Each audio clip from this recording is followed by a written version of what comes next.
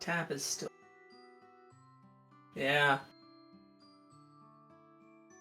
Beep. Oh. Hi, people who can hear me. Yeah. Oh, bugger it. Good evening, everybody! Welcome to Monday Night Homebrew and Streaming with the Brothers Honey. Today we're doing some bullshit. And my mouth was full! Hey, Dragon Craze, you're back! Welcome to the other half of the cookery, sort of... the cookery homebrew hoedown. Now we bake. For now, we bake. Yes! It's the Great Faerun Bake-Off. I like that. So, I fully do not anticipate us getting both of these done today. But... Well, we're gonna try. We're gonna fucking try. The idea, because Chris and I really could not reach a decision about which class would suit baking better, we are going to attempt to do both a wizard and an artificer. So we'll see how far wrong this goes. So this is going to go to shit. Very quickly. So, the School of... I'm just going to call this the School of Bakery. That sounds good. I mean, it's where people go. Bakery school. Bakery school, yeah. Right. Wizards, masters of the arcane, legendary nerds of unparalleled body odor and terrible hygiene. You can't say that about Gandalf. I could... What? Mate, Gandalf was funky. Alright. Gandalf was a sorcerer. Let's all be fair. Gandalf was a sorcerer. No, Gandalf was a... actually... Gandalf was an Aasimar wizard. Gandalf was an Aasimar sorcerer. None of it was learned. All of it was innate. Because he was a literal child of God. Something, Tolkien, something. Oh yeah, he did have a lot of learned knowledge, but I think that actually just comes from him being a high-level adventurer rather than him being a wizard, so I think you're right, actually. I'm like, all the shit he knew was just from going places and smoking weed. Basically, yeah. Oh god, was Yeah. Gandalf a warlock?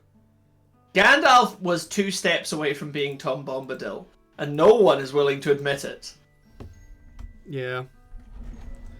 I would like to make very clear, Gandalf was a cleric. Gandalf wasn't a cleric because Gandalf didn't give a shit what God said. Maybe quiet at work, that's fair.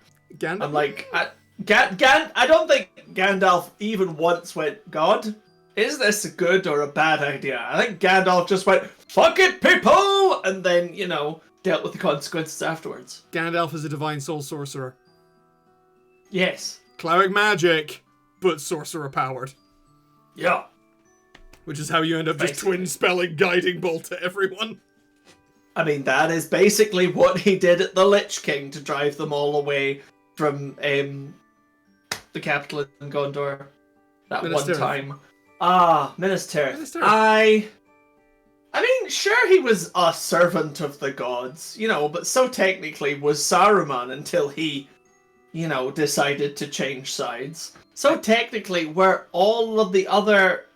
Whatever the wizards are called. The Mire. The Mire. Yes.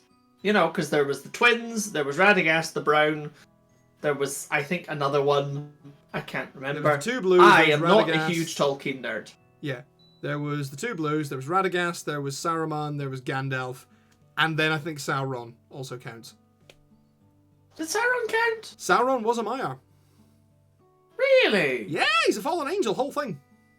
Damn. Tolkien really, really was not as good as C.S. Lewis. He wasn't as fun as C.S. Lewis. Just saying, in terms of metaphor, C.S. Lewis had the literal Santa appear in the first book in his series. The first book he wrote, not the first one in the weird chronological order Yeah, that because was the then Miniature made. Matthew was the first one. Yeah, and yet his metaphors were still subtler than Tolkien's.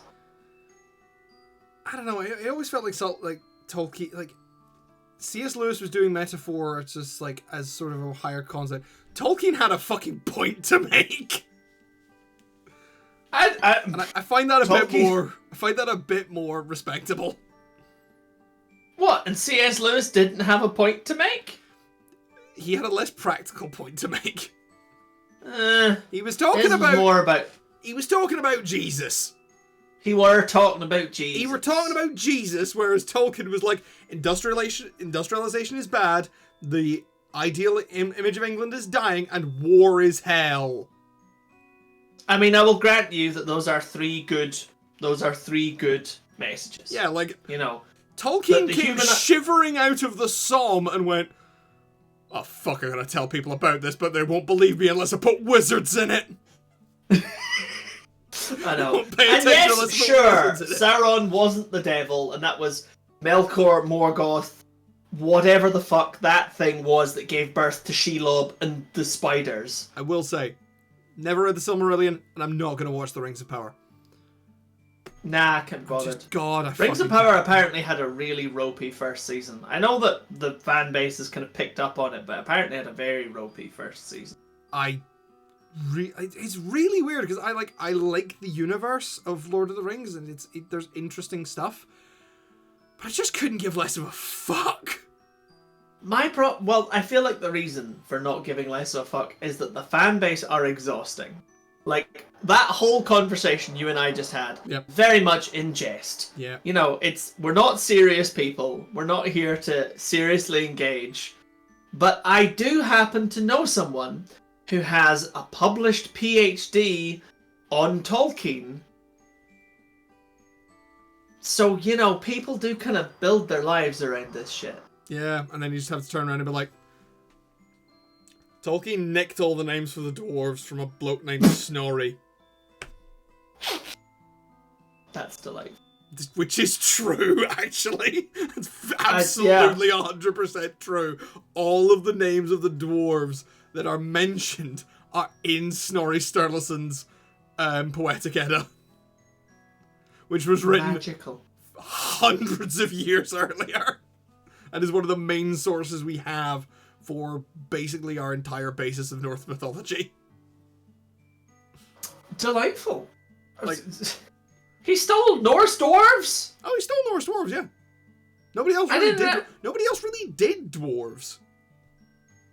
Well, I suppose that's a point in terms of mythologies, because a lot of Celtic mythology wasn't interested in the idea of dwarves. It was mostly interested in fae.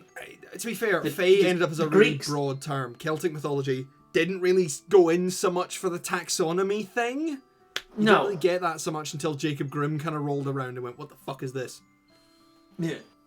But then again, talking about and the then Grimm, Christians you're had been looking around into, by that point. kind of Germanic mythologies, and then before that, the Greco-Roman mythologies that obviously got imported across the whole of Europe. Yeah. This thing is like there are dwarves in other mythologies. For example, Egypt, Egyptology has a dwarf god, Bes. I didn't know that the Egyptians had dwarves. They have a dwarf. I don't know about the rest. Oh, of they them. have a dwarf. They have Solid a god representation. of dwarves. We have one. They have a god of dwarves. I mean, that's pretty good. If your representation is going to be a god of dwarves, you're like, that's pretty good dwarf representation. The Egyptians were one of those civilizations that really did have gods for everything, though. I mean, the Greeks sort of did, but you just didn't hear about most of them. Yeah, the Greeks got a lot of syncretism going through them, and even more so when the Romans started very actively stealing religions. Yes. They were truly the polycule of polytheistic religion. Take it up with Mithras. Yeah. Sorry, I'm going to stop winding you up now. I was going to say, winding me up. You letting me go. Yes, I do both. So it's fun. I'll have a fucking crack at it, man. So Mythology we're going to make Battle a Royale. wizard. Who's got the best dwarves? Who's got the best dwarves? Who's got the best dwarves? Dwarves are the best dwarves. Dwarves are made of iron. Dwarves are the best dwarves. We roll our dwarves down hills in barrels. But yeah, the Norse mythology was kind of like your main center for dwarfdom. Anyway, we're supposed to be talking about wizards. We're We're supposed to be Need to talking make it more about wizards fluent and baking. Okay? I mean, you know what? Maybe we should have, in fact, got baked for this stream. We might have been more coherent. Okay, Chris. You know that all that would have happened if you and I had gotten stoned for this stream is that you would be sitting there giggling your tiny mind out, and I would be attempting to break the Guinness World Records of how many crisps can fit in the human body. Do you know what? That's fair. On the subject, though, of a degree in fairy tale and folklore, Oh, St absolutely. Andrews offers one, and I know someone who did it, and they sadly didn't complete their studies. But yes, you can do. I don't know if you can do a bachelor's, but you can certainly do a master's in folklore and fairy tale at St Andrews. Don't go to St. Scotland. Andrews. It's got a lot of rich people, and it's a cute university town. Aberdeen is now considered a cute university town, okay? I'm like, St Andrews is going to at least be better than Aberdeen. I don't think I would describe either of them as cute. St. Andrews can achieve picturesque, but only on the surface. Yeah. I mean, it only needs to be on the surface. A student leaves after 3 years. If it's a master's degree, you might leave after 1. That's true. Just don't get into golf. Yes, don't get into golf. God almighty. Wednesday You can get one. I mean, absolutely. Oh, of course, because your your degree system's different. Oh yeah, you do like You do you minors have and like majors. one thing that's like the big thing, and then you have some little things attached to it. And sometimes you do like 2 big things if you're crazy. Whereas in the UK, it's more that you just pick a thing, and that's your degree. Yeah. Like I have a degree in game design and production. There is no minor there. Yeah, and mine is in musical theatre and dance. And there's a joke in there about minors that I'm not going to make. I mean, to be fair, they've usually got the physique for the dancing because they've been swinging that pick all fucking day. I did actually. They do the while lifts, man. If anyone can do a dirty dancing lift, it is a coal miner. I did actually, in fairness, see a production of a ballet, a modern ballet of Snow White and the Seven Dwarfs done by Ballet Laurent while I was at university fucking because I knew dwarves some of again. the people in it. It was dwarves again. Back to the... Sorry, you mentioned pickaxes. Yeah, tell you what. You don't have to have a minor, but most degrees require them. Fair. Unless they have I don't even know what a capstone project is, and I feel like it's going to be too complicated for me right now. I've finished A my capstone education. project is probably similar to what I did. What? Oh, as in Like a project, like a thing that was half project, half dissertation for my final year. Fair enough. That was like my whole year. I mean, yeah. Bachelor's version of a master's or PhD thesis, except smaller. Yeah, basically that's what I did, yeah. Yeah, fair. Anyway, you want to talk about baking? or are we gonna get an immediate tangent onto fucking dwarf bread from Terry Pratchett? You had to mention it, didn't you? You just had to mention it. Bread, well... Can we have an ability How called about- Deadly Throwing Toast? I think that's our artificer. Okay. I think our artificer uses bread as a weapon, but our wizard uses bread as a focus. Okay, so, shall we talk about the sort of the... There's an ability called creme brulee, where I brulee you into creme. Exactly. Shall we have a quick chat about sort of the inspiration for this, the impetus behind these classes? Because what happened was, in the home game, I think I explained this during the Cooking Bard video, Yes. is in my home game, I have an NPC who is like the guild cook, and I offhandedly mentioned, oh yeah, she's a wizard.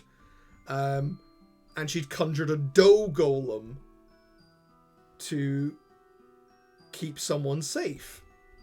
So, could we maybe do that? Like talking for about that. making a dolem. Talk about making a thing? I don't know. That feels like it's already like too far removed from baking mean- as a concept. No, because it's taking something and giving it life. So Yeah, that's not baking, that's religion. yeah, It's probably the kind of thing that would fit more if we were doing a baking druid. That's true. But I definitely think just having a spell that is create dough golem Circle of the there's oven. nothing wrong with that. Oven coven. An oven coven. Would be an oven coven. Well, that's him gone. I'm loving the oven coven. Anyway, so a lot of wizards. We're going again. 2014 wizard. They get their main ability at 2nd level. Now, if you ignore the ones that are, in fact, actually, you know what? No, most of them get 2 abilities at 2nd level. Some of them, which is usually like, as we've seen before, kind of an ability and a proficiency. Like, for example, the Blade Singer. Mm-hmm. You get proficiency in light armor and with one type of one-handed melee weapons and proficiency in performance. Yep. And then as a separate ability, you get your Blade Song. All of the schools of magic you can spend half the amount of money to copy the spells. Yeah. And then they get their ability. Like the School of Abjuration gets their Arcane Ward. Yeah. Or you get people like the Order of the Scribes. The Order of the who Scribes are busted. crazy. So broken. Thunderball. Oh, I fucking love that. I mean, I personally I like war magic, I have to say. And again, it's 2 things. You get your arcane deflection, which is a bonus to AC and saving throws, which is great. And basically free shield. Yes, which is fabulous. And then Shield Junior. Tactical Wit, starting at 2nd level, your keen ability to say give yourself a bonus to your initiative rolls and equal to your intelligence modifier. Yeah. So it's like it's a little bonus and a big thing. So yeah, that's kind of like, so we've got like a numerical bonus, which would be like a proficiency thing, and an actual ability. So yeah, I think similar to the Bard, we got a proficiency pretty much baked into the class, if you'll pardon the pun.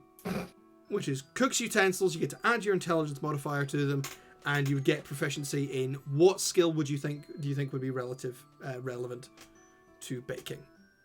I mean, I'm kind of Probably torn a couple of between skills. like sleight of hand. I like that as an idea, but also I suppose what else really represents deftness with your hands beyond sleight of hand? I mean, I was going to say performance. Performance, maybe. But we are kind of edging this more towards like science instead of an art. Yeah. It's kind of one of the arguments for this.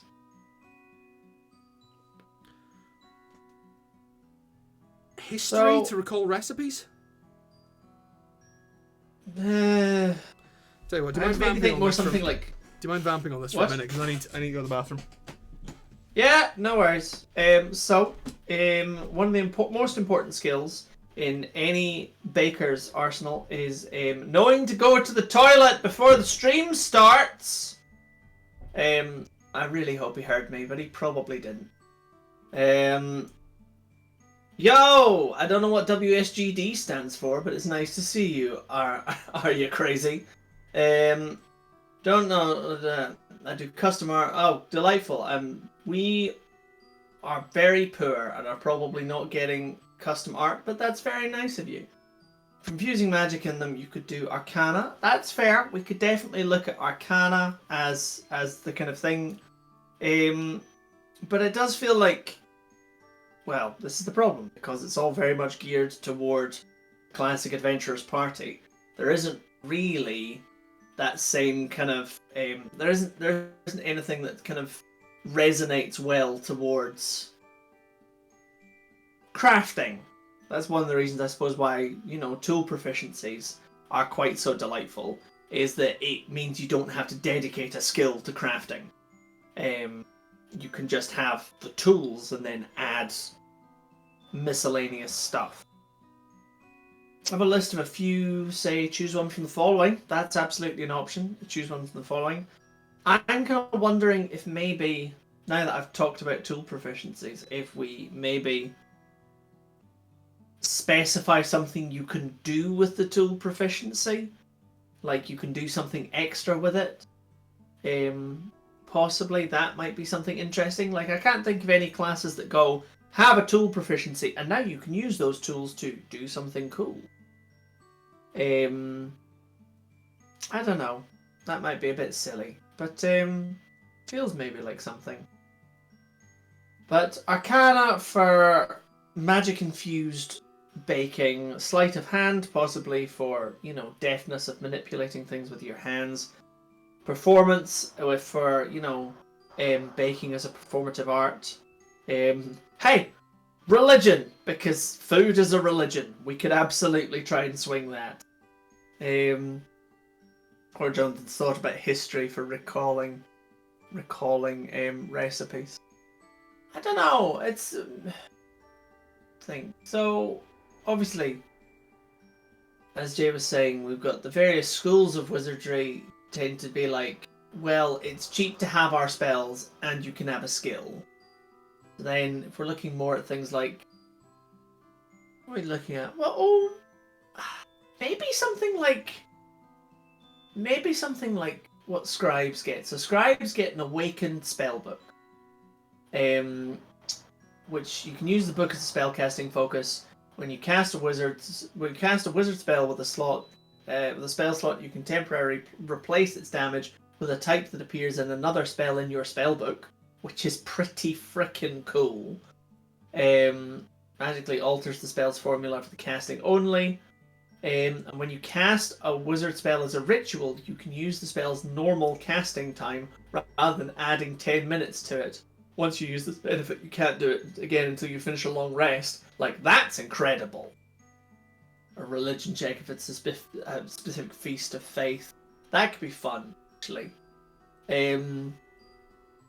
But I'm wondering, like, what if, you know, tool proficiencies are lovely. What about an enchanted cookbook? What about that? You know, and it's bonuses towards things that have constructs, or it's every time you cast a wizard spell using a spell slot, you gain some health back. It could be something like that. So you could get temp HP every time you cast a wizard spell. That could be really cool. Yeah, just like things that are different from skill proficiency. I'm like, skill proficiencies, very good, have their place, but it's just hard to nail one down for this one. Because again, all of the ones that we've said, all very, very valid. You know, a religion check for feast days is absolutely valid, but it's also really casting a wizard spell using your cook's utensils as your belt. I mean, I think that is a given. I think that needs to be kind of a part of it. But it's like, yeah, it's like, what does that aid in? What does adding sugar and flour and spices and eggs to all of your spells, what does that do to the spells? You know, like, could be something along the lines of, you know, like making a mess, or it could be a bonus to concentration checks. That could be really cool. You know, it takes a lot of concentration, you know, to bake, particularly obviously at a, you know, like an industrial kind of kitchen level, because you're just rattling through things all the time. So concentration bonuses could be an option. I do kind of like the idea, now that I've said it, that every time you cast a spell, your opponent gets egg in their face. I'm saying that you could have the health back thing if you cast a spell using utensils. That, yes! Yes! I like that. Alright, Dragon Craze. We're going to take this idea to Jonathan when he comes back, and we're going to tell him that he has to accept it, because you and I, we have created the mob, and our mob rules shall be obeyed. But I also now want an ability where you cast a spell and your opponent gets egg in the face. I kind of really like that now. Maybe it's very, very silly though. Not sure. Could be too silly. Have been known to be too silly. But we are also making a baking wizard. How silly is too silly for a baking wizard? A difficult question to answer.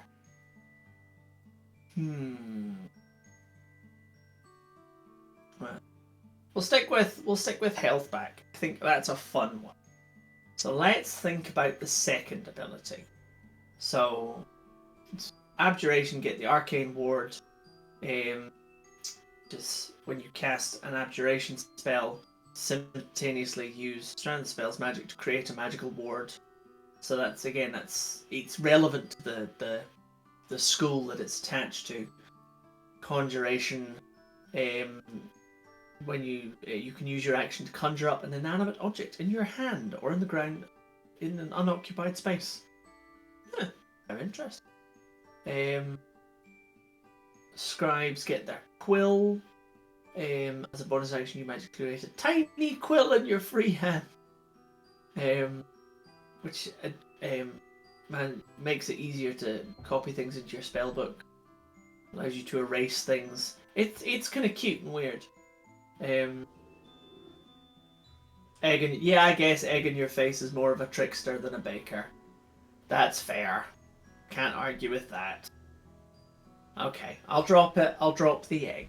I will drop the egg and let it shatter upon the ground. Okay, I'm back. Well, What- you what- are about to be outvoted, my brother, because Dragon Craze and I have agreed that when you cast a spell using your chef's tools or your baker's tools, you get health back. Okay, how much? And is it temporary hit points or is it regaining health? I feel like temporary hit points is probably more in keeping with other things that give you health back at second level. And it's probably like equal to your intelligence modifier. Or if we wanted it to scale, we can start it at like D4 plus whatever. How about we do the spell's level plus your intelligence modifier? That's pretty good. Okay. I take that. Think that's how the So- Abjuration Wizard does it. But they don't do temporary hit points, they do the weird arcane ward thing. And it only counts for abjuration spells when you cast them. Yes. So this is basically just like a broader, simplified version of that. Yeah, pretty much. Aye. And I have been roundly shouted down for suggesting that we should have an ability that puts egg on people's faces. Boo! You people are no fun! We decided it might be... Well, I thought it might be too silly, but Dragon Craze has argued that actually it's probably more trickster than baker. And I'm That like, is... Yeah, that is true. That's a valid argument. That is true. Yeah. Can't argue with a valid argument. Particularly when my only standpoint was, but would be funny. Did we come up with anything more for the proficiencies? No, so that would be for the proficiencies. Oh, I thought that was That's the the- ability. No, that's the proficiencies. Oh, is- shit. Okay, so you get the proficiency codes down so you use them in your spellcasting focus. And when you use them... Okay. Yeah. Holy shit. Okay, that's a lot. So what's the actual ability then? Pretty small, actually, and it probably would be another kind of small thing. So if you look at scribes, for instance, they get a quill that more than halves the amount of time it costs to copy spells into their book, and can do all sorts of mad ink shit. And then they get to cast any spell as a ritual at normal casting time. Yeah, which is nuts, especially for wizards who don't need to prepare their rituals. Yeah, at second level. So, we ain't that crazy. Just saying.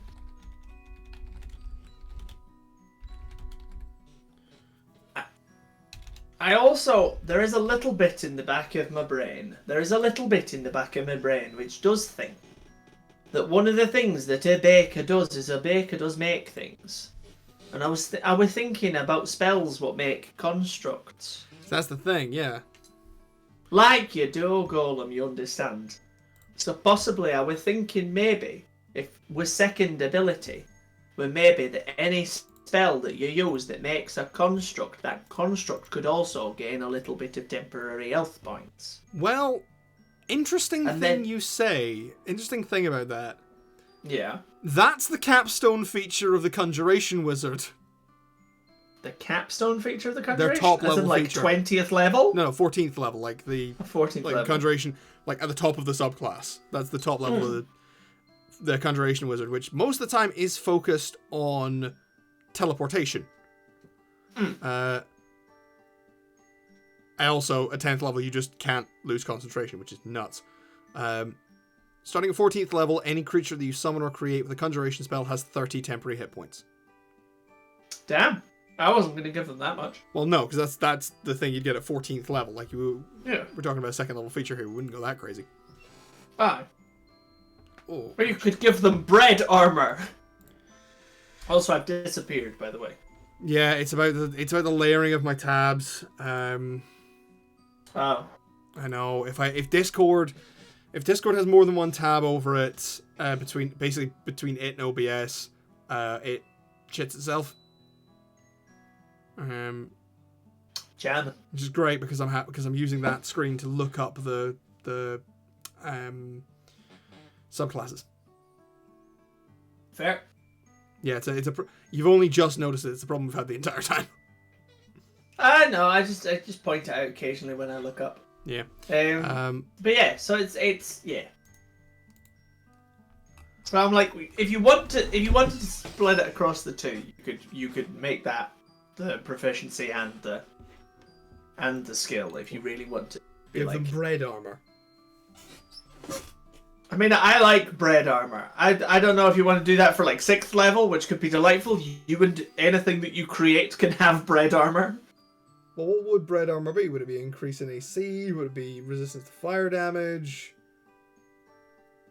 We went ham on the resistances for the cooking bar, and I kind of don't want to do that for the wizard. There's a little bit of me kind of wants to make it like take 1 free hit per long rest.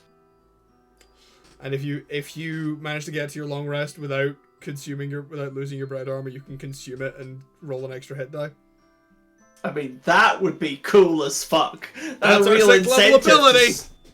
A real incentive to stay the fuck out of the conflict. That's our 6th level ability, which makes it... And also, that final thing is fucking useless because everyone's gonna get hit. Oh, absolutely. Everyone's gonna get hit at some point. Yeah. But if you can stay at the combat long enough, that would be really funny. It's a really bad joke about being inbred there. Inbred with the enemy! Dun dun dun! Okay. Oh, gracious. Okay, Wah. so what is the core ability of this baking subclass? I mean, I don't know. This is the problem. Because that's the thing, is we need to find something mechanically to base this around. Well, I suppose it does depend. So, for instance, war magic, obviously you've got your arcane deflection right up there. That's your thing. Yeah. And then, like, 6th level, it does something completely different. You know, so you can store a maximum number of power surges equal to your intelligence modifier. Yeah. But the whenever second level successfully. ability, the actual second level ability is the one that gets used kind of the most often by that subclass. But again, this is the point. So, like, So, like, war magic, your 2nd level ability is arcane deflection. Comes back at 10th and 14th level. Misses sight. That's my point. War magic might not be a good example. Scribes. Obviously, your big thing is the Awakened Spellbook. The Awakened Spellbook, which lets you change the elements of your spells, which is nutty. Although, actually, I know, which is crazy, but also, actually, Order of the Scribes is different again, because 6th level is your spellbook. 10th level's your quill. No, it isn't. Oh no, 10th level. Whenever you finish long rest, you create 1 magic scroll touching with your wizard quill to a blank piece of paper. Upgrades to each bit. Yeah, That's fair. and then one with the word is a whole thing again. So and obviously the ones that are like schools, because one of the things is just strictly you are good at the type of magic that you are studying. Is like that, you can't improve on that. So everything after that, it's like more arcane ward. But why have we studied the ancient arcane art of bakery? Yeah. I'm just looking at chronergy magic. Yeah, the chronomancy wizard. The time bitches. The time bitches that switches, because switches get bitches. Is that how it works? The bitches get stitches through switches. None of those. If you flip the switches, do the bitches get stitches? It's none of those things. It's switches get glitches because Nintendo underestimate their time frames. Speaking of Nintendo, I have acquired a bunch of new ROM hacks that look fun. Anyway, I play all of my games completely legally on my mobile phone. Why? Especially that Emerald Sea Glass. It's so pretty! It looks so pretty, I don't want to play it, but the version I downloaded, I need to kill because the guy went, oh, whoa, I got version 2.1 out here, let's go. And I've got like 1.8 or something. I'm like, okay, let's go up a version. Fair. Because the dude who's making it appears to have just got fucking hell for leather. Oh, absolutely. And he's doing it all like off his Ko-fi, and it seems a really decent dude. Yeah. Right. Fuck. So, what were all of this? What would be the central thing? Because here's the thing, I'm coming up with a few ideas, but they all sound better for an artificer. Hey, you want to hear something wild? Sure. So, Chronomancy Wizard has absolutely no consistent theme through its ability. It's like boosts your initiative rolls. You get to make somebody re-roll with your chronal shift, basically taking another plant. You get to fucking freeze people in time. And you get to store a spell in a moat for some reason, which is basically like, I cast the spell, but it happens later. Yeah. Which is but it's like the source of so many broken combos. Yeah, but it's like, it doesn't take one ability at second level and make it better each time. It does a different crazy thing each time. Tell you what, then. Shall we nick an idea from the Chronergy Wizard? Sure.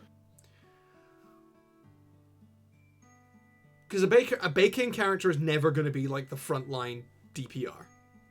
No. So we're probably looking at a fairly supportive wizard. So, what if we could, when we cast a spell that would enhance an ally, we can, instead of directly casting it on them, store it in a baked good that they can pop at their own leisure. That could be delightful. And it's kind of artificer, kind of wizard. And because they're baked goods, they go stale after a certain amount of time, so you don't get to have that insane stockpiling of abilities.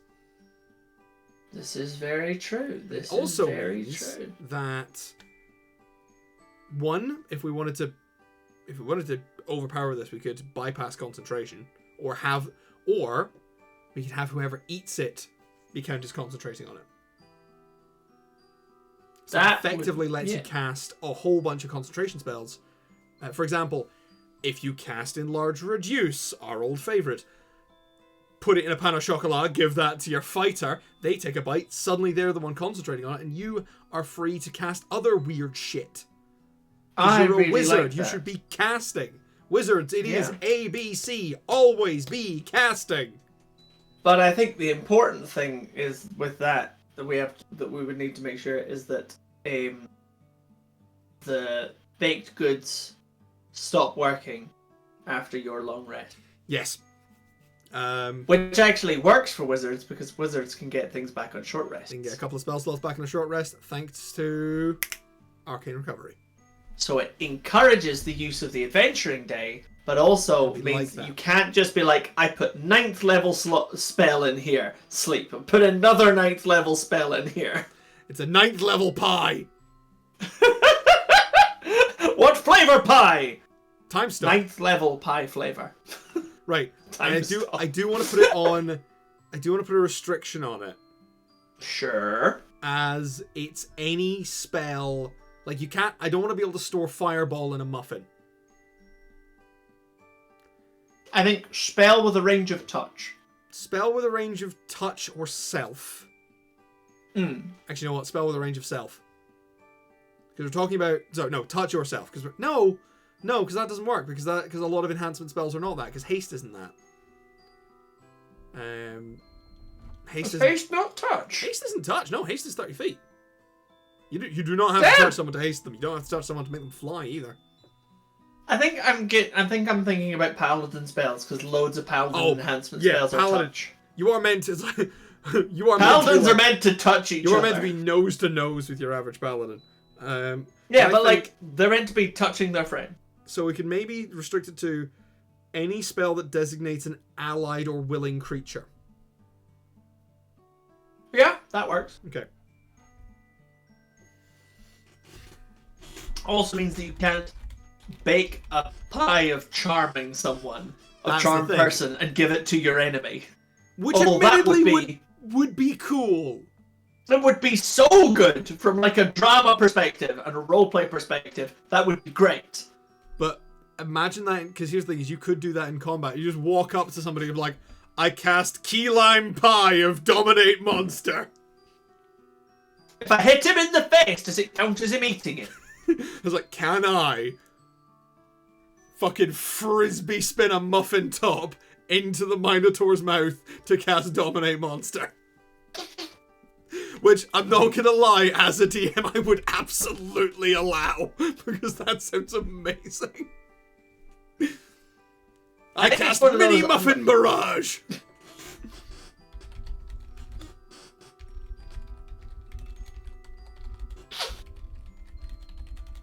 Yes. Yes, that is wonderful. Willing and now maybe we need to make that a 10th level ability. Mini muffin barrage. Yes. And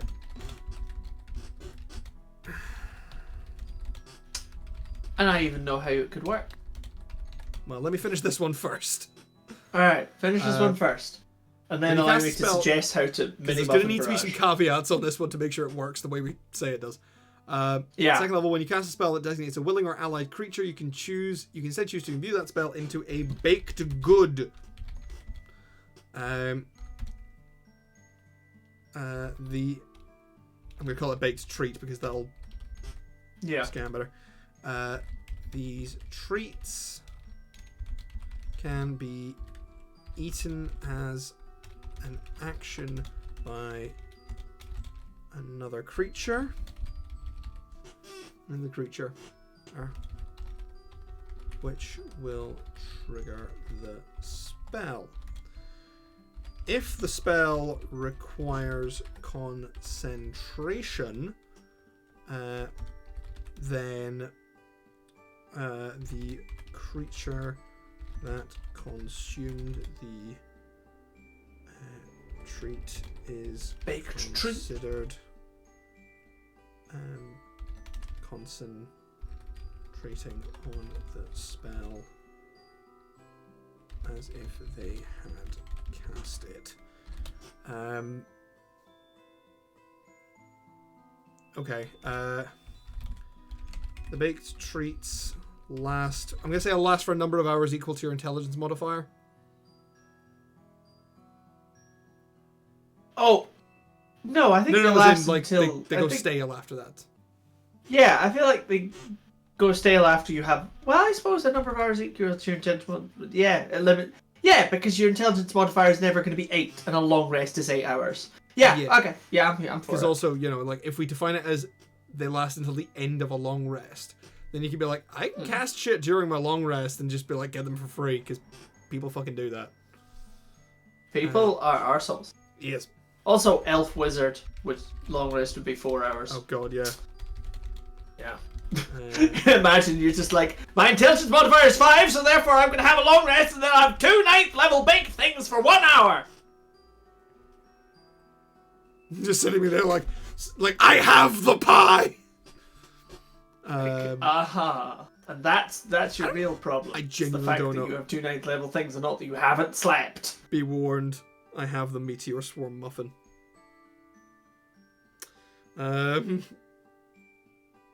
Just trying to think of, like, are there any... Okay.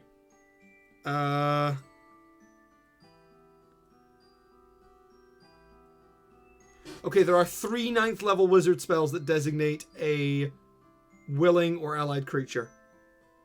Oh. Invulnerability. Fucking nice. I think shape change counts. Okay. True polymorph? And true polymorph. I am actually going to include it that it also or a spell with a range of self. Because yeah, some of the ones that you can only cast on, this allows you, like, spells that normally you could only cast on yourself. Yeah. You can instead cast on someone else, which at later levels can get insane because you can get things like Tensor's Transformation. And if you give that to... Okay. Basically, it's a spell that makes you jacked. It gives you extra attacks, bunch of extra hit points, yada, yada, yada. Or Draconic Transformation or stuff like that. You can give that to, like, the Warlock or somebody. And you can the people who concentrate need more to use support. it the most. Exactly. I'm for that. And it really spreads the wizard's arcane abilities round the party. This is a really powerful ability. Fuck. I'm going to call it the Baker's Dirty Dozen. The Baker's Dirty Dozen. I love it. And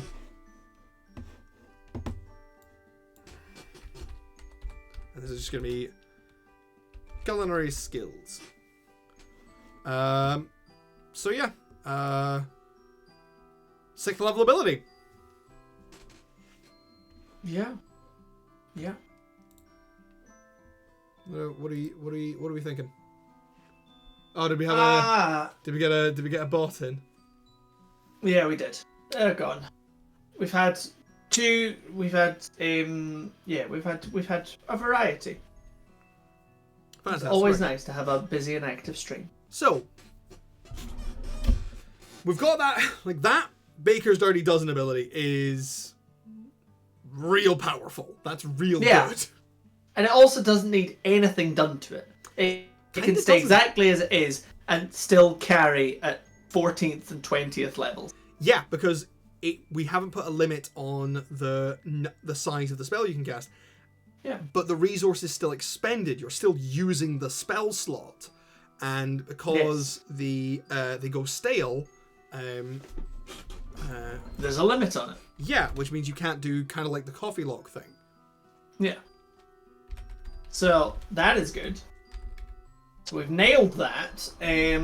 We've got our casting spells with our cook's utensils and, like, restoring health, which is delightful. I guess, like, this is the kind of thing where the more I think about it, the more proud I am of that ability. Because there might be a few things where, like, okay,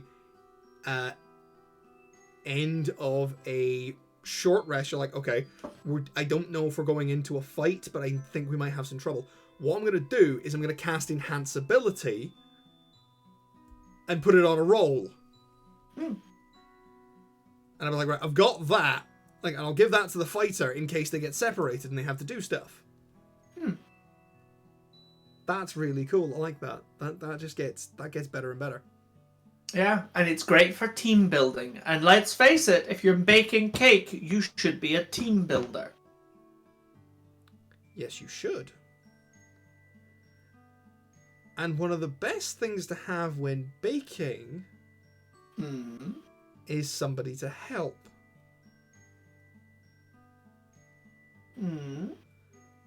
So I'm thinking 6th level ability, we create some kind of thing that can assist us. Like, we can create a... We're back to dough golems. I'm not thinking a dough golem. I'm not thinking something that can, like, fight or defend us. I'm thinking like an emplacement. Although, to be fair, this is kind of... I have an idea for the Artificer later, which I don't think we're going to get to. Which was sort of about, like, creating a giant oven as an emplacement on the battlefield and using it to, like, boost fire attacks or whatever. That could be funny. I was thinking maybe, you know the spell Healing Spirit, right? Yeah. Where it's like it's a thing, and if you cross into its space, you can heal.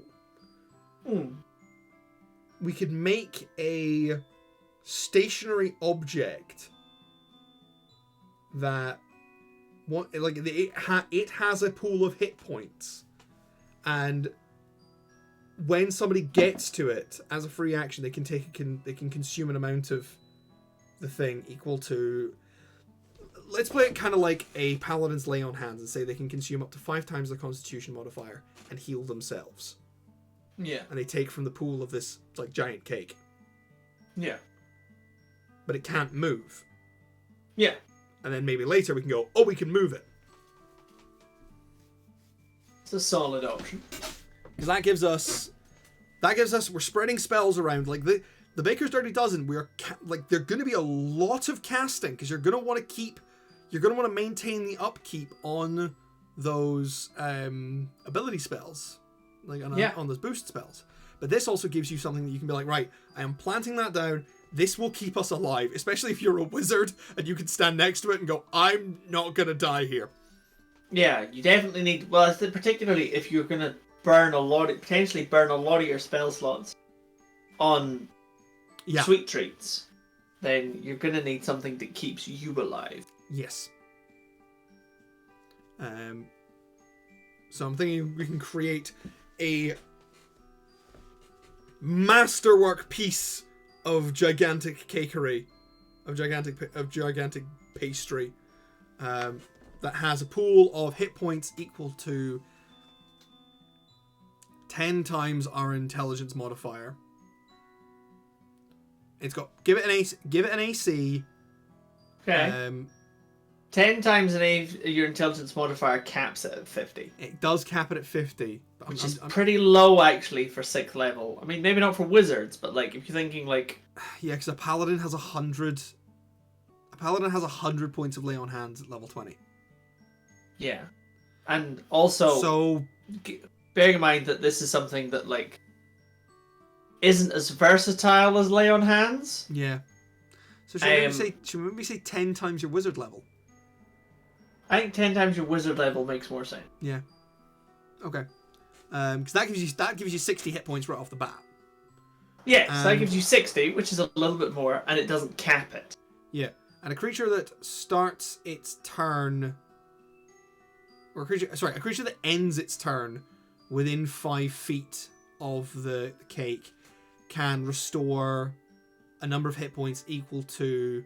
Because they're like, it's how much cake they can hork down in one go. So I'm going to say equal to, like, twice their Constitution modifier. But then... You tell me that eating cake is associated with any other skill than Constitution. But I'm also wondering if maybe it's a bonus action, as opposed to finish your turn next to it. Because... It's one of those things that, like, particularly if you've got high movement characters, you're like... They want to be able to do, like, a flyby. That's true. You know, I'm like, and that feels more useful, because otherwise you are pulling enemies towards the cake. That is true. Yeah, and we don't want to pull enemies towards the cake, because the cake is where the wizard is. Yes! And our wizard is squishy.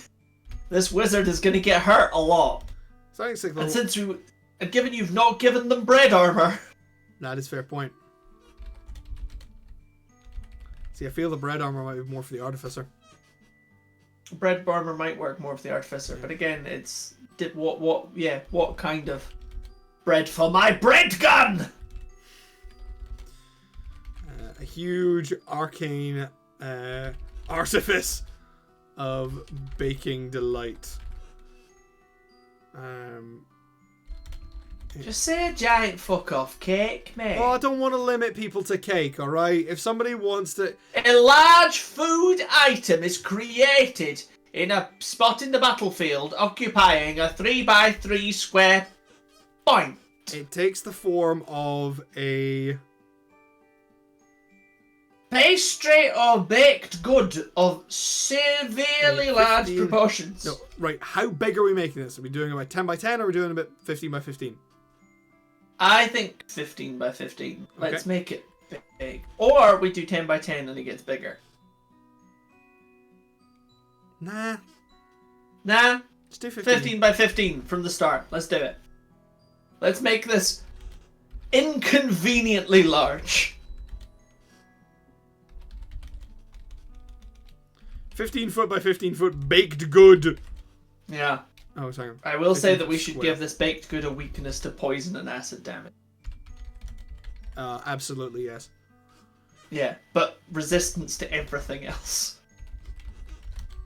I'm going to say resistance to all other types, but immunity to bludgeoning, piercing, and slashing, because that just goes into it and comes back out. Well, no, it definitely doesn't have immunity to slashing, because that's how you get a slice of cake. Yeah, but that doesn't damage the cake. Yeah, it does. There's bits missing. Only if you take them out. That's if you one. cut a cake, you don't reduce the amount of cake. You just make it more edible. So acid and poison. I'm also going to say it's immune to. I'm also going to say it's immune to psychic damage. I don't know. It could be. Cake also- is the mind right. killer. If I give it immunity to psychic damage, I think it might also have weakness to necrotic damage. That's a good shout. Yeah. Yeah. Weakness to necrotic. That's fair. Acid.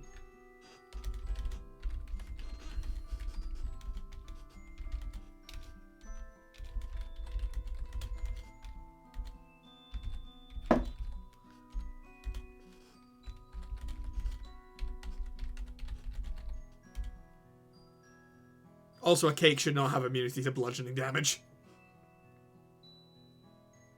I mean, it shouldn't because You ever hit a cake with a mallet?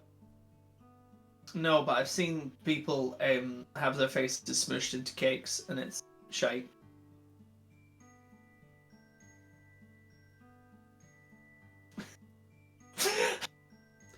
I'm not gonna lie. Such a lovely human message. I'm not gonna lie. That's more inventive than some robots I've seen. I mean, it is, but they've I'm- also not stuck around to watch. No, they haven't. Oh well. I am grateful for the love of our skills. Be our friends and long time fan. I like to be friends at a long time fan. I'd love to be a long time fan, Jonathan. I've always wanted to be your long time. I'd love to be a long time fan of fucking anything, but But we are. That's why we're here. but 'cause people we're keep long-time rebooting shit and D&D it becomes fans. shit. It Yeah. has immunity to slashing, piercing, Slashing, piercing, and psychic. and psychic damage. Yeah. It has an AC of, I'm going to say 15. And a number of hit points equal to 10 times your wizard level.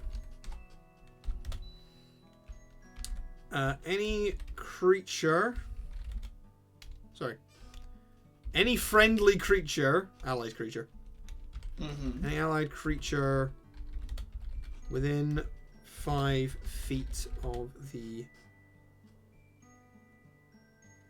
giant baked good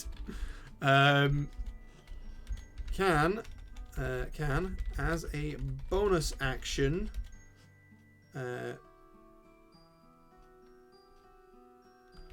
reduce the baked goods hit points by how much should we let people restore? Like twice their constitution modifier? Because that's 10 points a thing. Maximum. Yeah. It's not actually that much healing. That gets outstripped real fast, especially if you have characters that are not focusing con. Yes. So it should actually be based on the intelligence modifier of the caster. It should, but I don't like that. Okay. No, you're right, So- but like you're Do you want to right have for a the cake then mechanics. where like it's the okay, flavor. okay, well then do you want to make it dice? Do you want to make it 2d4 ups to 2d6, ups to 2d8, ups to 2d10, ups to 5d12? No. Let's just let them roll their hit dice. It's a solid shout.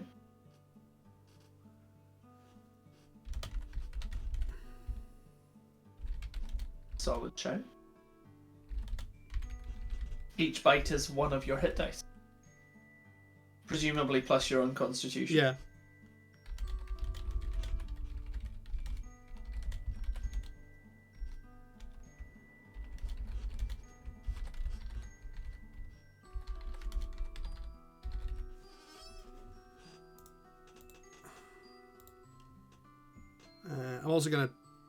I'm also gonna definitely say that the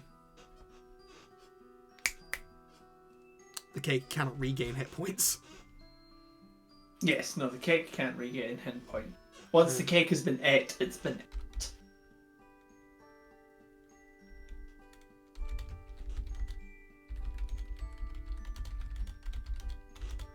It's a weird roundabout way of having to say this, but yeah.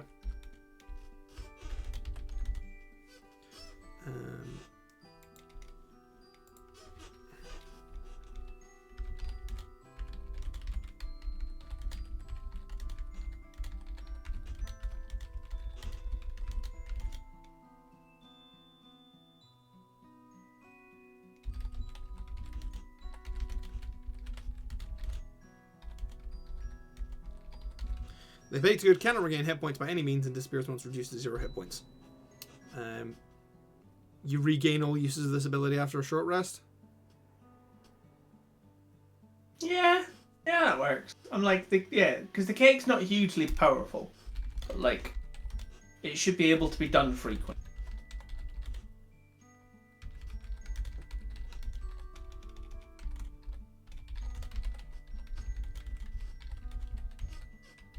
It's a shame that D&D Beyond sucks, because honestly, I would quite like to put some of these up there, because they have quite a nice little homebrew library, and I've been watching a lot of the XP to level 3 videos where it goes through what is like the worst rated homebrew.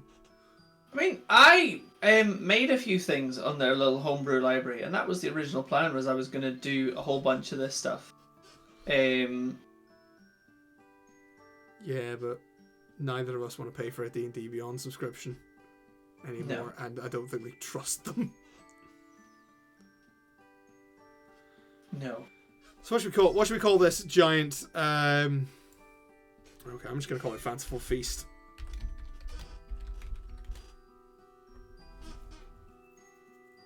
Okay, 10th level ability. What's the real humdinger? That's an excellent question. Where are we at 10th level for a wizard? We're doing 5th level spells, aren't we? Yeah, we're doing 5th level spells. Yeah, so we're big numbers at 10th level. Yeah. We're like big numbers. Yeah, Big we've numbers got that access go to some of the crazier things on the spell list. Yeah. Well, so Chronomancy gets at 10th level. You can cast a spell using a spell slot of 4. When you cast a spell using a spell slot of 4th level or lower, you can condense the spell's magic into a mote. Yeah, this is the insane And the spell is frozen in time. Yeah. Well, this was where my thought came in around muffin meteors. Meteor muffins? Ages ago. If you like your muffins a little meteor. Ages ago, you and I talked about the idea of how it's so weird that you can upcast spells, but you can't downcast them.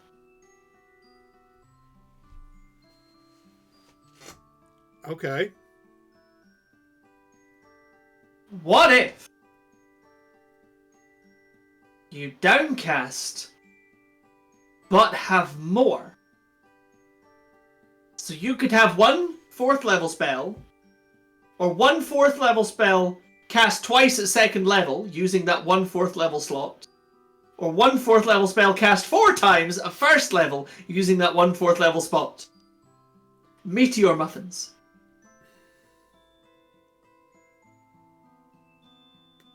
It would have to be a spell that did damage. It would. Because otherwise scaling them down would be nightmarish? It would. Okay.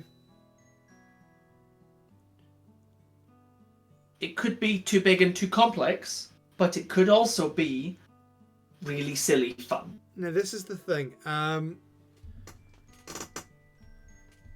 Downcasting spells is a cool idea. Because, like, you know, Scorching Ray, but less. Like, but I'm only doing one. I'm just doing the one. Yeah. But that spell immediately runs into problems where we have spells that do damage, but they upcast by increasing the number of things they can hit. There's not as many of them, but I think this might be too complicated for a single ability in a class. That's fair. We might do like an unstable wizard at some point, although to be fair, that might suit a sorcerer better, where it's like, what can you do? Well, I can upcast spells beyond the level of spell slots I have at major detriment to myself. That sounds kind of fun. Self-destruct wizard. Team Rocket's blasting off again! Yeah, I just get like it's like, so I went to university and learned basically how to redline my mana. Say, what happened when you went to magic school? It's not well, there I got high. I got real high. I got real high. And then my fireballs got real big. I cast Enlarge Reduce at 9th level and I ate a building. I feel like I got the munchies, so I cast Enlarge Reduce at 9th level. I feel like I shrank the entire school. I feel like every spell, I think it's be a really cool idea, just genuinely for a full-ass supplement. Where every spell gets an extra little thing if they're cast at 9th level. Even the ones that aren't that you can't upcast. Like, they do like, you're using the apex of the arcane to cast this one spell, and they get to do like an extra thing at 9th level. I don't know how that would be, but I feel like that would be like an entire booklet to itself, and I think it'd be really Sparkling funny. fireball. It's like I cast. I was like, I did fireball, but this time it was blue. Yeah, or like I cast magic missile at 9th level, except it doesn't like go up 1 from 8th to 9th. It just doubles. It's just double the missiles. Doubles the missiles. Because I feel that when you are getting to the point of casting 9th level spells, you should stop caring about balance. You should stop caring about balance in the games, both as a player and definitely as a dungeon master. You care about challenge, not balance. Like, yeah, your players 20th level is supposed to be gods. about killing God. Like, yeah, your players are going toe-to-toe with people like Asmodeus and the fucking Demogorgon at that point. You are not dealing with your average Saiyan warrior here. No. So let them do dumb shit. Let them do absolutely off the fucking wall stuff. This has been my PSA on 20th level combat. Because fuck it. 20th level characters, like, they've gotten that far. Let them do the dumb shit. And yeah, I mean, okay, it will massively disrupt the already shitty balance between between martial and magic, but eh. But then martials at that level should also, be able to punch God in the face. Martials, yeah, but it's the point where, like, what is the fighter's 20th level ability? They get to attack a 4th time. What can wizards do at 20th level? Oh, I can cast Fireball for free. Forever.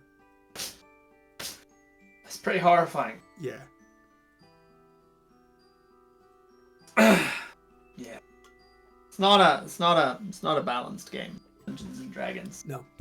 That's the one point of balance I do like, is like having the classes balanced between each other. So the reason I really like the weapon mastery stuff from the new rules. Because it's basically every weapon gives you extra things that it does if you can master it, which you can kind of only do as martial classes. So it gives you a lot more versatility, and it's a really fucking cool thing. I like that. And I feel like there's an opening there to create specific masteries for magic weapons, kind of like they did in Baldur's Gate 3. Yeah, and I think that's good, particularly because, like, you know, like, one of the things I feel is very much just for flavor in D&D 5e is the weapons. Like, it really does not matter what weapon you have. Like, this is the thing. They really, yeah. It does, but only a few of them matter. Yeah, you're like, realistically, there's a couple that do big number. Yeah. Like and that's kind of all, that's kind of it. You know, you're kind of like light, medium, and heavy, you're versatile, you know, your reach weapons, like... Let's be real here, people are either using a longsword or a greatsword. And if they're not doing that, they're doing a gimmick thing.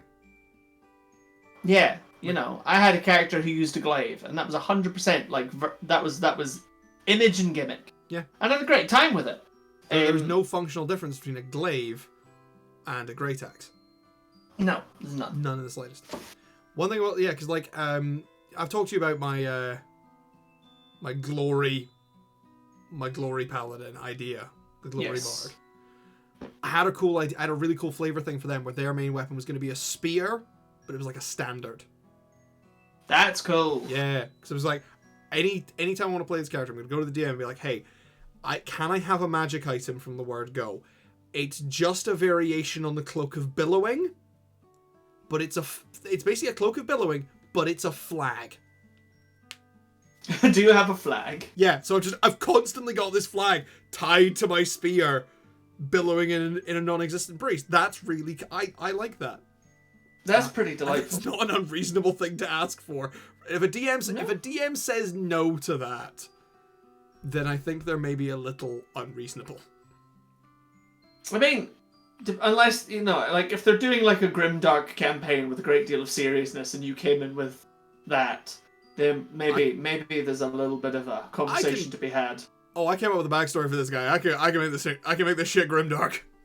I know you can. Oh, yes. But that's again, that's the joys of, like, you know, everybody's like, oh, gimmick characters are stupid, you know? No, gimmick characters are great. Gimmick characters, when they get serious, are wonderful. Oh, no, like, some of the best shit I have noticed in actual play podcasts, at least, which I've consumed a fair number of, is when the funny characters have a serious moment. Good. And especially when, you know, you get these characters, especially when the sort of chief culprit I have for this is Not Another D&D Podcast, which is absolutely one of my favorites.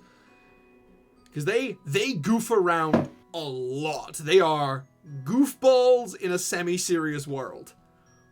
But when they have these serious moments, it hits me. Like, I actively wept at the last episode of NADPod I listened to.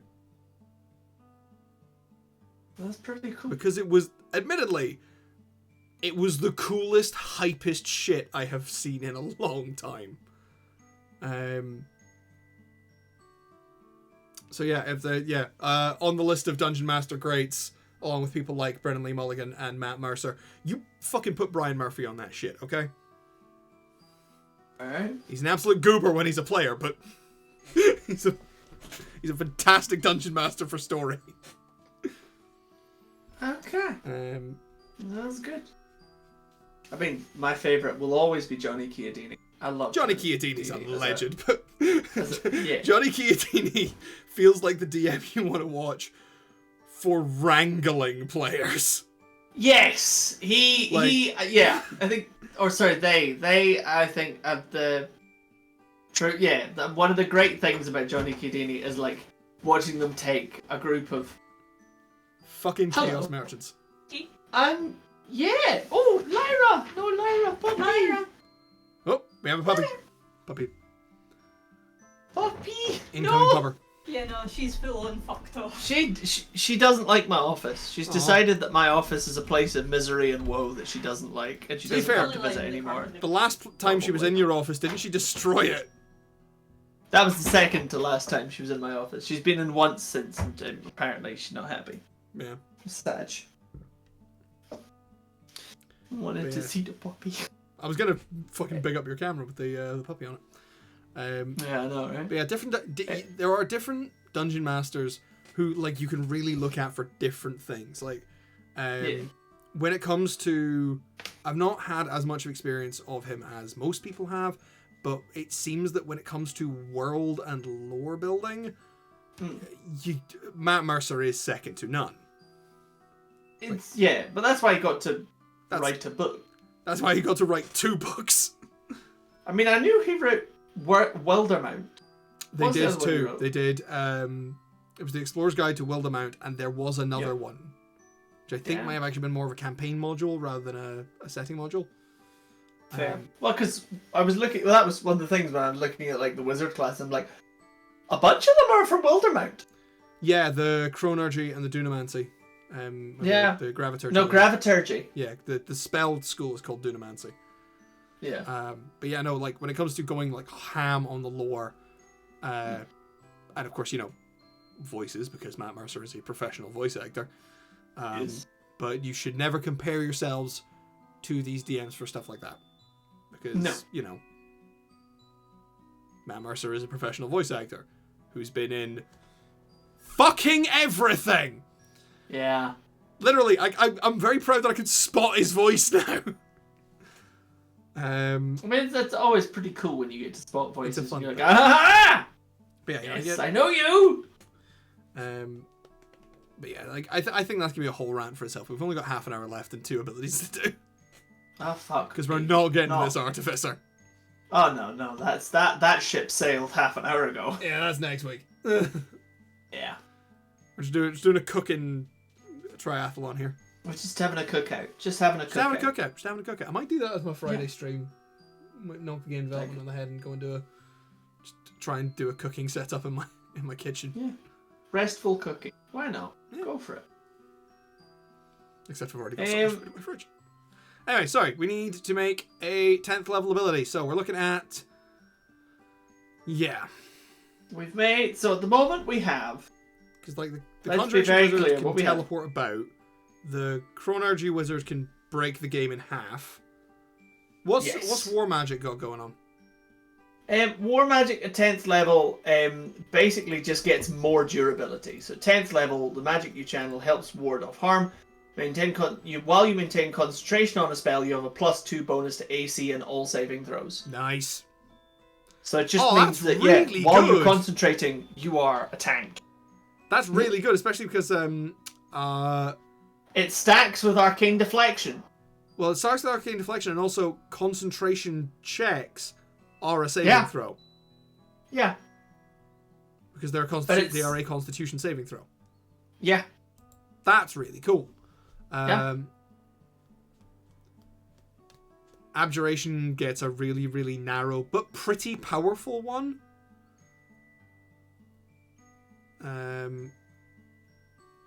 Basically, Abjuration means that basically just gets, hey, counterspell is always going to work. Because they get, when you cast an Abjuration spell that requires you to make an ability check as part of casting that spell, as in counterspell or dispel magic, you can add your proficiency bonus to that ability check, which at this point is +4. Yup. So you're essentially, I was like, okay, so you need to hit a 19 to counterspell a 9th level spell. You're got a +9 to the roll. Pretty good. good. Because you've been putting all your points in intelligence. Yeah. So you've probably got a +8 or 9 to the roll, which means that you've got so much of a better chance of countering fucking everything. That's so good. But Also, really I narrow. imagine that if you already have proficiency in something, would it double it? It doesn't, unless it specifically says so. Okay. Because, I mean, with Improved Abjuration, it's you make a spellcasting ability check. Oh, yeah, okay. And then you get to add your proficiency. So you would make an intelligence check. Yeah, no, that's fair. So you get to add your proficiency bonus to that, which is, again, that's really fucking strong, but again, really It fucking is. narrow. But it's Yes. like 2 spells that you're going to be casting a lot. So we've got our big cake. And we've what do the got scribes our- get at 10th level again? What? 10th? Scribes get the magic pen. Yeah. What do the Ways of invokers going get? Into the scroll. Invokers just get more Or damage. parchment causing one spell from your spellbook to be copied into the scroll. Spellbook. Chosen spell must be a first or second level, casting out with one action. Once the spell's power is enhanced, counting as one level higher. You write spell scrolls Yeah. that people can use. Oh no, the scribe's wizard is bugfuck nuts. You just hand out, third level spells to people. Yeah, we're doing that at second level. And it doesn't cost. Yeah, but theirs doesn't cost any spell slots. Yeah, the Order of the Scribes Wizard is fucking bananas. That's crazy. Alright. Well, I guess you could always put a guaranteed upcast on anything that you put in your baked treats. That would be really... yeah. I'm not sure how powerful that actually is with the spells we've chosen. Probably. It means number... anything that it allows you to conserve resources. It does allow you to conserve resource. I mean, but here's the thing: is like I don't know how many of those spells you actually would want to upcast. Well, obviously something like Enlarge Reduce, probably not. But something like, well, I suppose again, I'm thinking all paladin spells. Fly doesn't upcast. Enhanceability doesn't upcast. I think if anything, a lot of these spells, I think if they do upcast, they upcast to target more than one creature. Yeah. Things like something like invisibility, I think, upcasts to target another creature.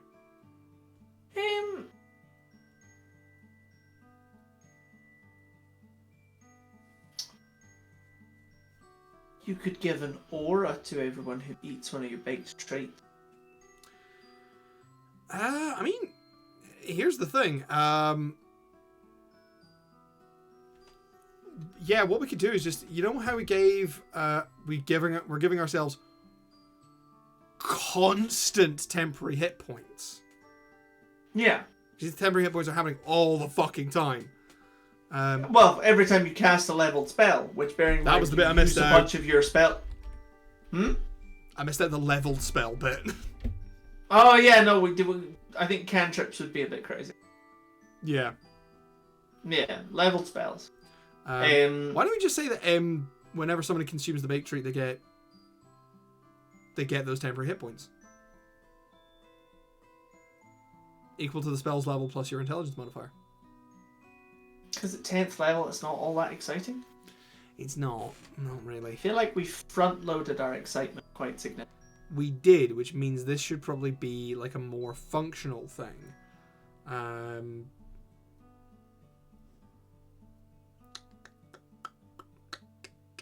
Tell you what, how about we just fucking supercharge this a little bit and give them proficiency in Constitution saving throws? What, the wizard? Yeah. Because when is it that the rogue gets proficiency in wisdom saves? Because rogues get an extra proficiency. It's 15th level, okay. That's a bit high, fair. Very late. And it's 14th level where the monk gets proficiency in all saving throws. Yeah. Because high level monks are nuts. But also at that point, like, what level do bards get Jack of all trades? 2. Yeah. That doesn't count for saving throws though. That's only ability checks. No. It is only ability checks. But I'm still like, it's like... Well, that's the thing is, again, if you give a spellcaster proficiency in Constitution saves, that's a huge boost because that's concentration checks kind of suddenly a lot easier. What about... And it does fit because bakery. Yeah. This is you fighting the diabetes. I mean, I think that you should get a bonus to your concentration check anyway, just because baking you got to concentrate. But I'm not sure how to fit it in. I was thinking about it earlier when we were talking about skill. But it didn't stick around.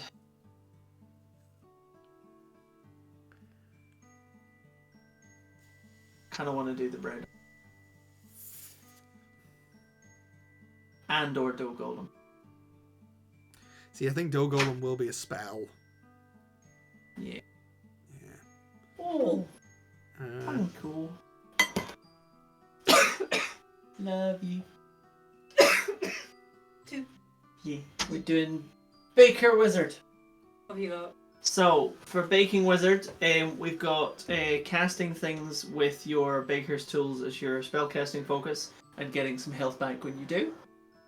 We've got being able to take spells, leveled spells, and put them into baked goods so that anyone can eat them whenever the fuck they want. Fly really yum yum. Yeah. And we've got make a giant fuck off Cake. non-denominational Say it, call it cake. It's a big giant fuck off cake in the middle of the arena that people can run over and bonus action steal health from. So I've noticed you're missing something from the whole pastry baker thing. What we missed? Swearing? Pastry. You fold things in on top of each other. Jay, you add another spell to the baked good. You laminate the spells. Oh my god, that is amazing. Okay. The flavour or the effect keeps going, holding on one and another and another. Just saying, I married a genius. That's all I'm saying. Okay. Fuck. 'Cause I would need you to look at his face and see how excited he is. That boy is excited. You've also got... So much. I know, we're very much, we feel like we may do different things for the Artificer, but for the Wizard, we've very much gone down the heal your friends kind of route. As like... That's because you went for the feast route. Yes, we did, but we want to do a different one for the Artificer, because we're like, I feel like Wizard, the Artificer might be building a kitchen. Wizard's a nerd. Like, so Wizard is just gonna like do that. So we're like, but Artificer's probably gonna do something a bit more like dangerous and European. Okay, so you want the Wizard to be a baker and you want the Artificer to be a patisserie. Yeah, that's kind of the vibe I'm on. But I'm also here for like laminating spells into one's baked goods. I think that's excellent, and it fits very well with what we're doing. When it comes to the Artificer, remember sugar craft. That's a good. I was thinking like sort of you Or could you've do those got kind of like the chocolatier version where you need to temper something just right for the snap. Chocolate J. Chocolate Artificer. Chocolate Artificer. Because I was thinking you can make those You sort of could sponge literally sugar. get him to make a chocolate teapot. Nice. Because I was thinking you can make those sort of sponge sugar. Chocolate teapot. You can make one of those sponge sugar domes that I see in a lot of like fancy. Hang on. So I Start know how again? you can make those sort of sponge sugar domes that you'd use on like a lot of fancy cakes. They're mostly for decoration, but they're basically just like a bubble of sugar. Oh, the isomalt bubbles. Sure. Yeah. Basically just turn it make a giant one of them and use it as like an area shield or something. An idea, the other idea I had for like the Artificer, which we're not going to do now, was basically just like as your abilities progress, you add more and more of like a battlefield kitchen to the space. But honestly, the patisserie and the chocolatier idea sounds cooler. Also remember aeration as well. You want things to be light when you're a baker. Keep it light. Everything has to be very light and fluffy. So it could be like you get a boon where you don't need so many components, somatic or physical, to do spells. That's a very wizard thing. We could do that actually. Just be, hey, you can ignore the material components of certain spells. You're making your pack lighter, as it were. Yeah. Lightening the burdens of your party, leaving room for dessert.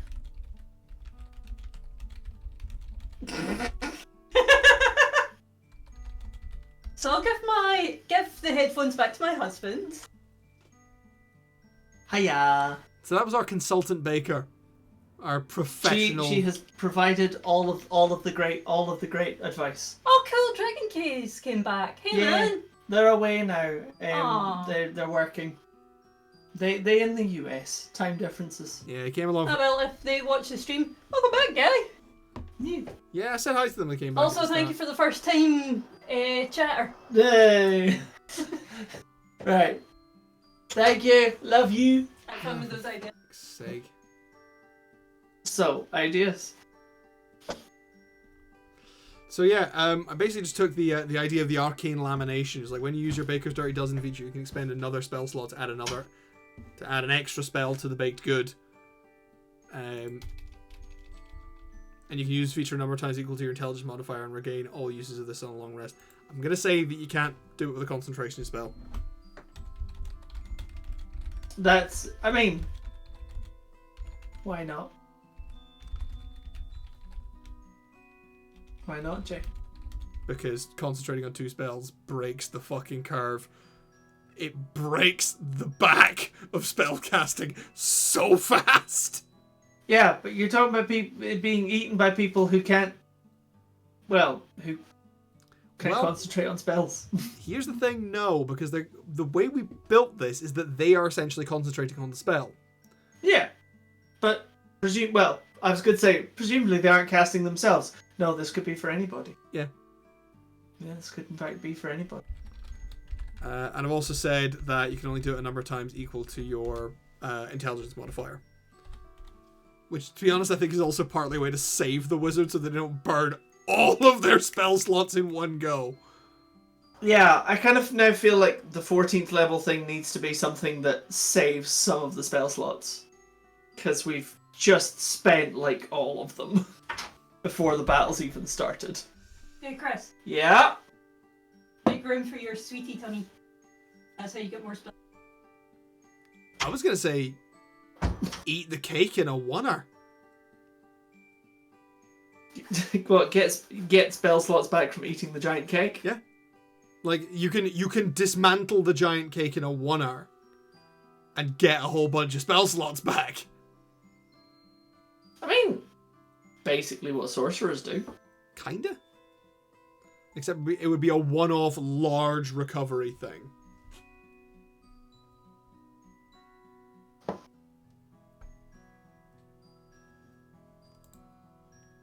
It's an option.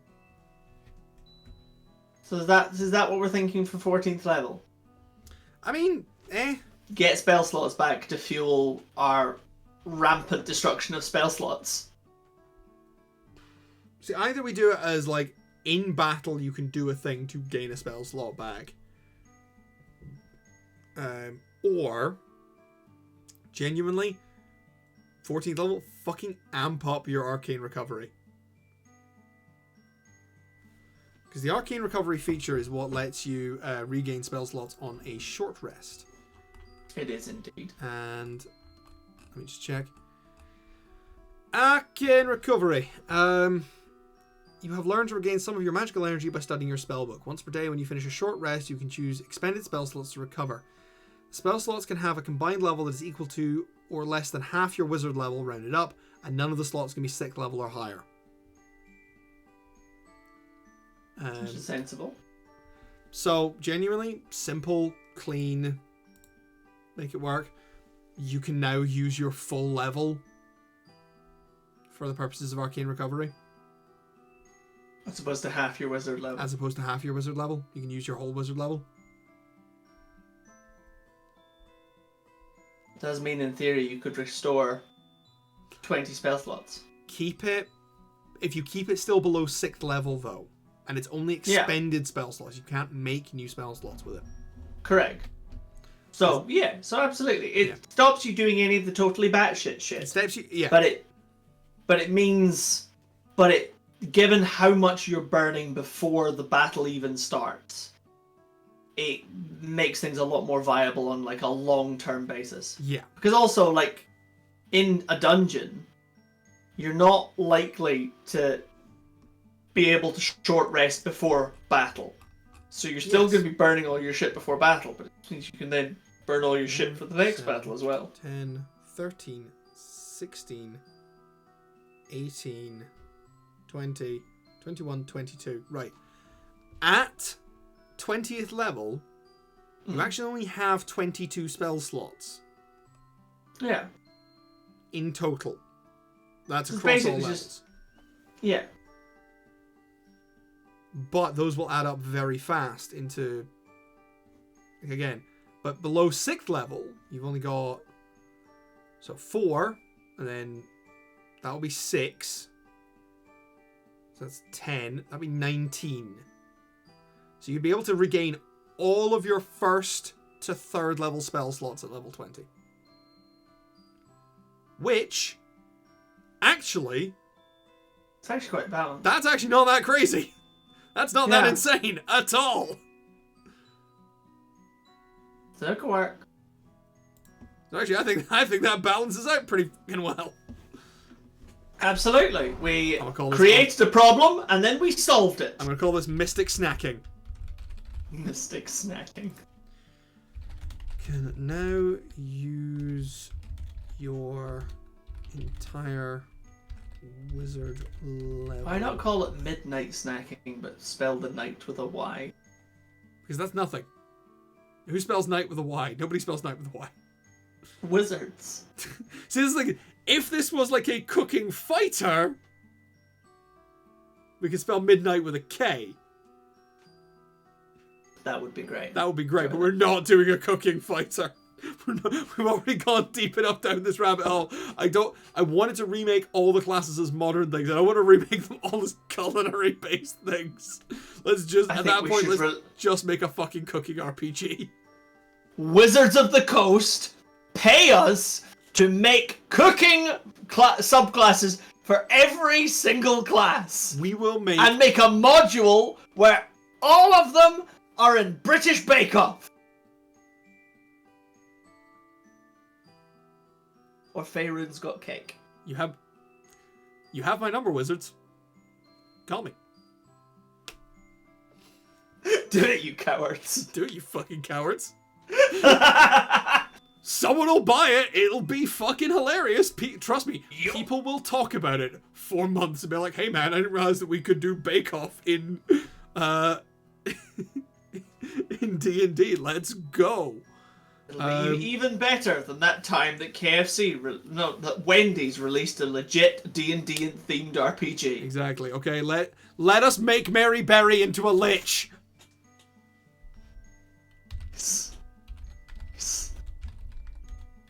And then Prue Leith is actually the villain of the piece.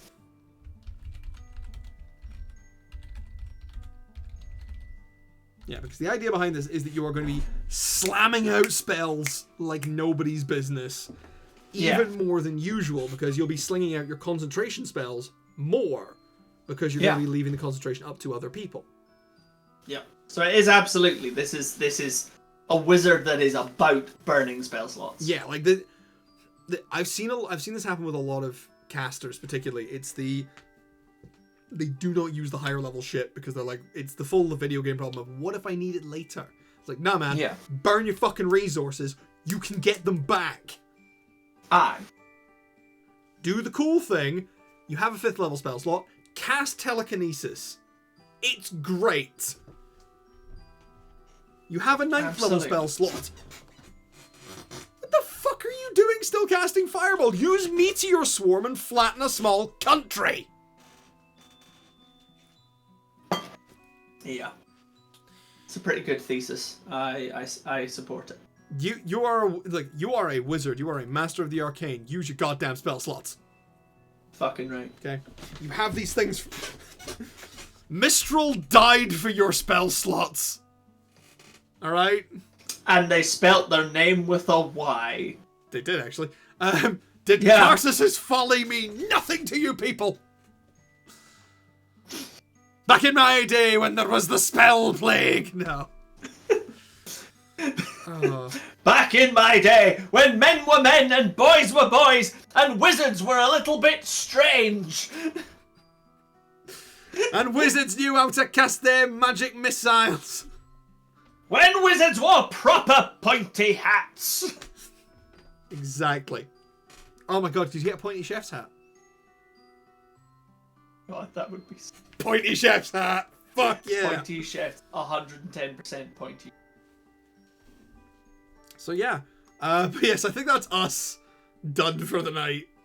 That does very much. And I mean, I think we ran that, pretty well to good time. I'm genuinely amazed that we got that done. Those last 2 minutes, we just banged those out in 20 minutes. I mean, mostly because Very came Yes. and fixed it for us. Yeah, because a professional baker showed up while we were floundering. Yes.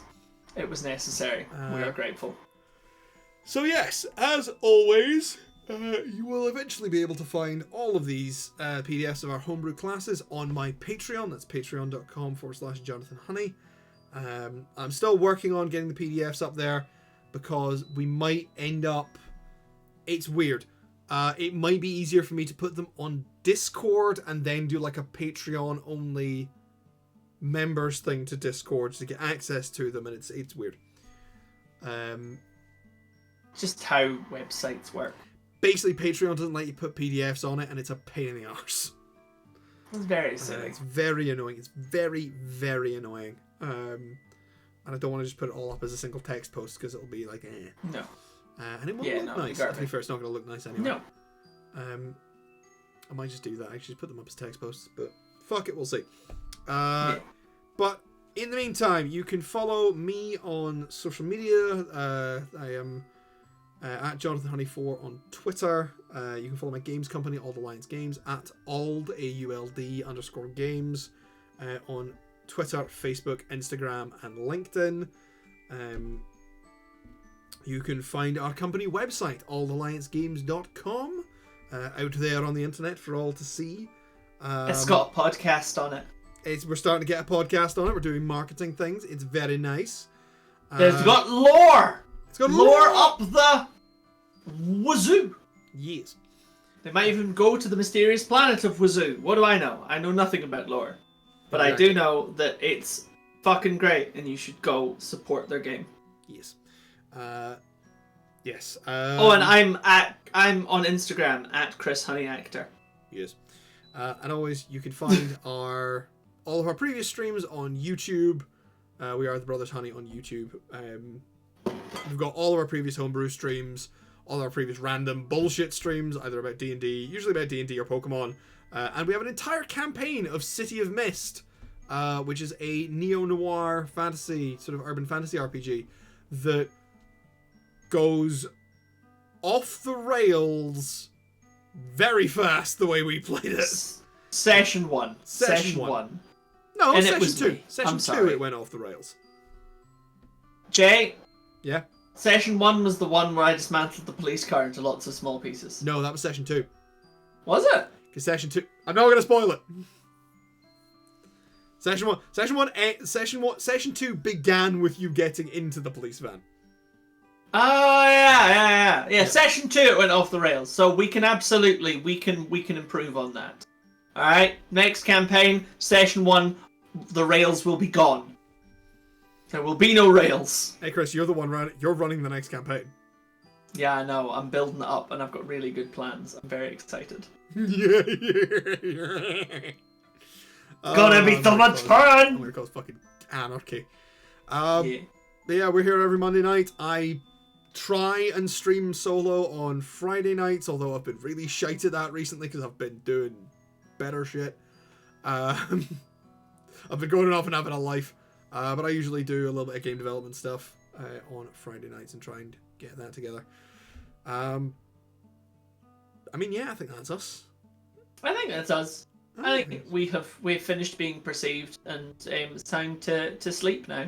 Cool. We'll do the Artificer next week. Bye-bye. Bye!